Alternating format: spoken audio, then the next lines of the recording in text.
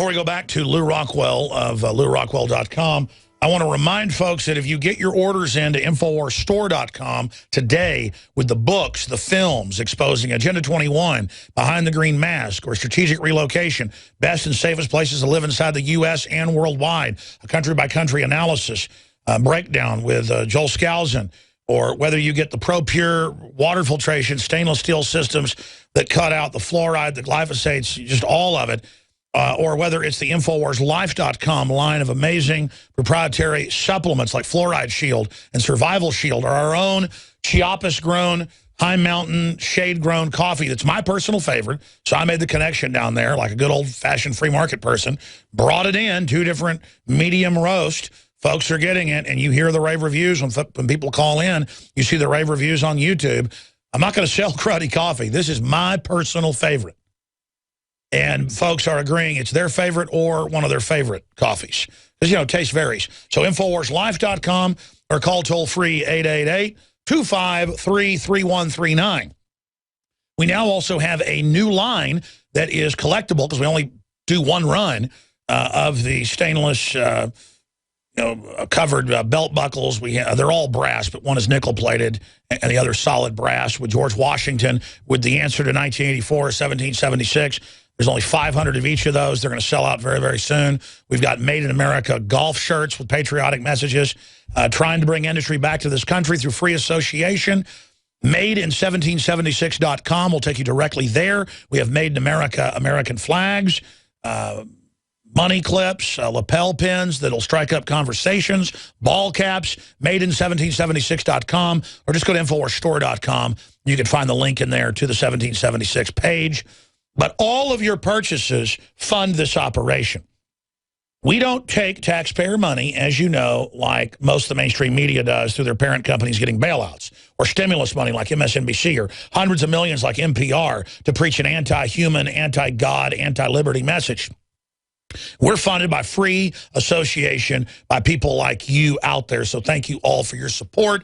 Please be sure and support our AM and FM affiliates by telling people about the show and other shows that are on those stations, becoming a sponsor or supporting those sponsors and letting them know why you support those sponsors, because they want to bring a tyranny in to have a controlled economy because they're afraid of the markets, you voting with your dollars, your euros, your currency, and then moving them seismically. I want to ask Lew Rockwell about this. 20 years ago, you couldn't find organic food anywhere except in a few little shops, and it was very expensive because the market hadn't been built up and it was cost prohibitive. Now, because people slowly supported it, it's coming down to parity with the garbage food. That's a prime example of a libertarian von Mises type revolution. And as an economist, as a researcher, break down how we could take things back by supporting each other and local communities and farmers markets and the Von Mises Institute or the Ron Paul channel and promoting the new media, making it the dominant media, which we're very, very close to doing, versus this globalist revolution. And then I want to tie that into Mark Faber says the Fed will never end QE. He said that on CNBC last night, and some other economic news I want to get into you. But let's talk about that, Lew Rockwell, because you are an expert on it. How do we use our choices, voting with our dollars, to take society back, and then an overall economic outlook? Well, Alex, you're exactly right that, you know, what you eat is essential. You want to stay out of these government hospitals where all the sickness is. You probably want to stay away from a lot of these doctors who are just agents of the government and want to put you on a bunch of big pharma drugs. So Mises, in his book Socialism, written so many years ago, said one of the worst effects of socialized medicine is that it circumscribes and takes away the will to health. And, you know, this one of the lies of the government is they claim they're providing health care. It's not health care. Health care is within your own control. What they're providing is allegedly sickness medicine. And, of course, it's getting worse and worse. It's getting more and more dangerous. The drugs are more and more dangerous. They cause more and more sickness. So if you can do anything possible to stay out of a hospital, to stay out of a regular doctor's office, you know, you live longer, you feel better, everything is much better, and the cornerstone of that is what you eat. So it seems to me that's the first thing you could do. I like the primal diet, but you know, whatever works for people that's what they should do. But you have to take responsibility for yourself and what you eat, in what you store, in all, how you live your life, exercise, all those kinds of things. You can't look to that, to Obama or the rest, or, Dr. Emanuel, one of the monsters of socialized medicine in the whole world, who was put in charge of this whole evil program. But it's not, I should also say, really, when I call it socialist medicine, it's actually not socialist medicine, it's fascist medicine. Because it's the big companies in the healthcare industry, in the pharmaceutical industry, in the insurance industry, in cahoots with the government against the rest of us. So it's a classic fascist operation, Obamacare. But look at the opposition to it. Not only because they're incompetent, but more and more the people study it. They see what's happening.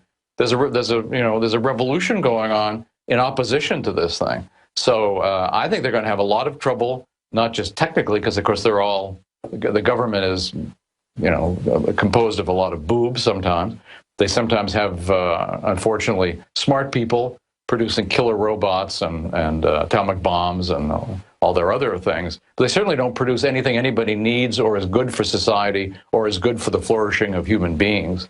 They're the great center of opposition to the flourishing of human beings, except, of course, for themselves, for the 1%, maybe the 10th of 1%. As the actual... Let's talk about the economy. Again, we have the chairman of the von Mises Institute on, whose research in Austrian economics are proving absolutely accurate, and the true veritas compared to the Keynesian fraud and other systems. What is the position of the world economy based on the numbers you've got and all the economists you work with as the head of your prestigious organization, some of the top economists in the world, now basically adopting this school of thought? What is the real state of the economy? Well, I think we all fear what, as you say, what Mark Faber said last night, that they'll never give up on QE, but they don't actually want hyperinflation. Hyperinflation is not good for the people at the top. It's not good for the government. They couldn't care less that it's bad for regular people, but it's bad for them. It's very destabilizing. So I don't think they actually want it. On the other hand, they're so arrogant that they're capable of doing things because they think they know better. They think there's no such thing as economic law. They can just do whatever they want and have whatever impact they want it to have, and nothing bad happens. So it is possible to have hyperinflation. We're already seeing, as anybody who goes shopping knows, it's not just 2% or 3% inflation when we look at what food is going up by. It's much, much higher than that. That's true. There's already a lot of inflation. The real definition of inflation in terms of the increase in the money supply, this is leading to higher prices already. And at what point that explodes, I wish I knew. I'd be rich.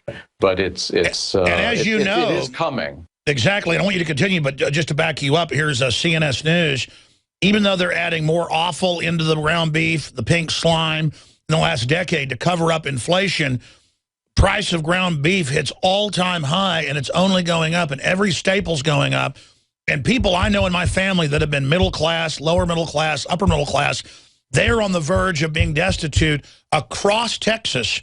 I've got family that's having trouble making ends meet for the first time ever. And almost everyone else I know is having big problems. And people are having to move in with their parents and vice versa. I mean, I think we're really under a depression. And you travel the country, this nation is rotting unless you're in D.C., where they report they're making record profits and having their salaries increase. Lew Rockwell.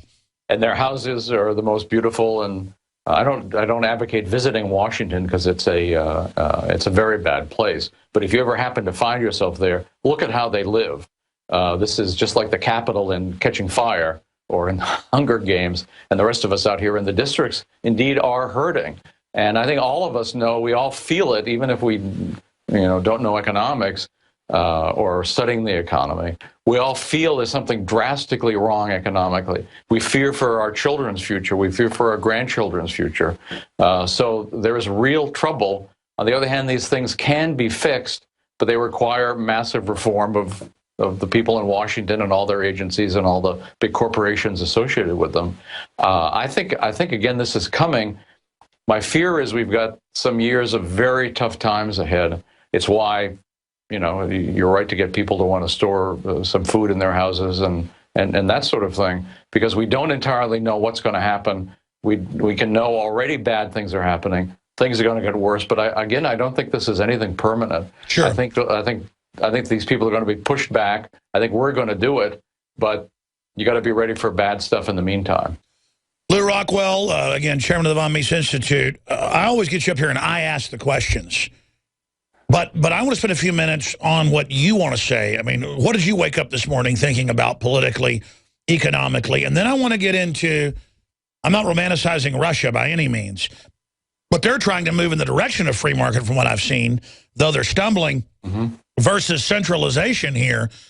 The West is rolling missiles up to their border, so they roll missiles up to their border, and oh, how dare you. I mean, I look at how the government rolled out Obamacare, and they are incompetent at many levels. Are they going to cause a nuclear war? My gut tells me I see signs of war everywhere. So I want to get to that. But first, what else is on your mind? What else do you want to tell our vast audience of patriots? Well, Alex, I'll just talk about Russia for a minute and Putin.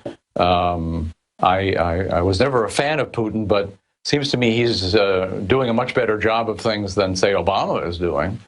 He did prevent, along with the American people, an attack on a worse attack on Syria. Obama's and his cohorts have been attacking Syria for some time, but they didn't bomb it. So far, they haven't bombed Iran, and I think that's China and Russia preventing that from happening. Iran, a country that's never done anything to anybody, but yet we're supposed to destroy them. So that's not happening. It's I see people who criticize Putin for going around without a shirt, because he looks great, but also they don't like the fact that it shows the crucifix around his neck. So I don't know. It's maybe it's all just a political trick. Maybe he's just a politician like all the rest of them. But Russia has moved dramatically towards freedom from the days of Soviet communism. No, but you're right. Huge influence in the whole world, and so the U.S. wants to shut them down. Reagan had promised Gorbachev that if the Russians withdrew, the U.S. would not move NATO up to the Russian borders. Of course, the U.S. didn't keep its word. That's exactly all these aggressive moves. But they still fear Russia. They still fear China. And I hope to goodness, the neocons all want perpetual war. A war with Russia and China, of course, could mean the end of the world. So, but these guys are crazy. The neocons are insane in addition to being evil. So I don't know, but I'm following what's happening in Russia. Their tax rates are lower than ours.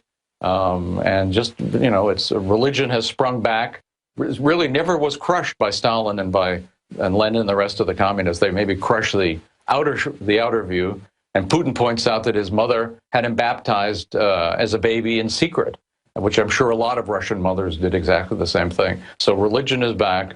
And I don't know, it's just very, very interesting to watch. And certainly they have a right to live their own lives internationally. The U.S. government has no right to tell the Russians what they should be doing. Of course, they don't have the right to tell us what we're doing either. They have no right to tell the Chinese what to be doing, or the Indians, or anybody else, the Brazilians, the Argentinians, the Chileans. But there's more and more resistance here. And just like even a tyrannical government depends on the consent of the governed, because they're such a small minority as compared to the people, so does an empire require the consent of the provinces in the world. They're losing that consent. They've lost that consent.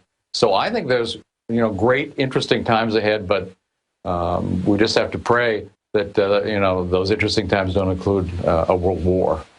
Ron Paul has said over and over again, it's been proven prescient, the key is when the socialist fascist system on top of it collapses, that they're going to try to totally take over with a system even worse on top of that. We've got to point out they did this, and clearly they did it. That's right. So how do we maximize this key no man's land in history where the future is being dictated? I mean, what should young people, but also just everybody out there, we have a great activist audience, what should people be doing right now? Because soon things are going to intensify, and we're going into this in a good position now, because you and so many others fought for decades to educate people about true Americana ideas, true liberty ideas, true Renaissance ideas. But Lew Rockwell, what do we do now to maximize going into this great time of change, to, like a judo move, take their assault on liberty, step out of the way, and watch them fly out the window? Well, Alex, we need to emulate you. We need to emulate writers. Everybody should have a blog. Everybody should have a YouTube channel. If you're concerned, and of course, local people, let's take local people in Ohio are concerned about this horrific Soviet-style law that those state senators are proposing to have the social workers, the armed monster social workers of Child Protective Services come in and try to tell parents what to do with their children and give them permission to homeschool. So there ought to be a blog about that. Somebody who actually knows the situation on the ground. You can do commentaries with YouTube. You can write, and first you have to read. Now this is not an instant thing. But of course, if you want people to listen to you, you have to gain knowledge. Here's an example, and I did this years ago when I had time. If you actually start following the family court and covering CPS, just as a citizen on Access TV, 18 years ago, they were committing so many crimes and not even putting the right name on fake paperwork and making stuff up. I would come in with citizen briefs and cover it. People would get their kids back that never would have. But it was so painful, I could only do it for a while because watching the evil judges and the CPS were clearly pervs.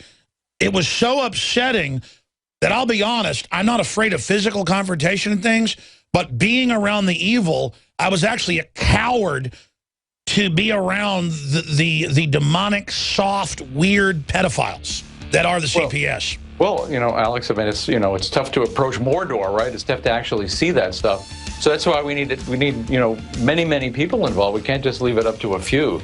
So we all need to be involved. We all need to learn about local crimes. You may not be able to follow what's going on in Washington, but in your own town, there are horrors going on. There are despicable things going on. Stay right there. We'll be right back. Absolutely. Final segment with Lew Rockwell, and you're in your phone calls.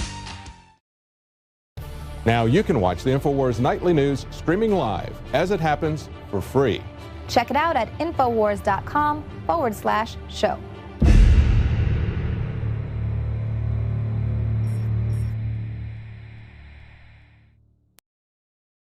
Final segment with Lew Rockwell, the chairman of the Von Mises Institute.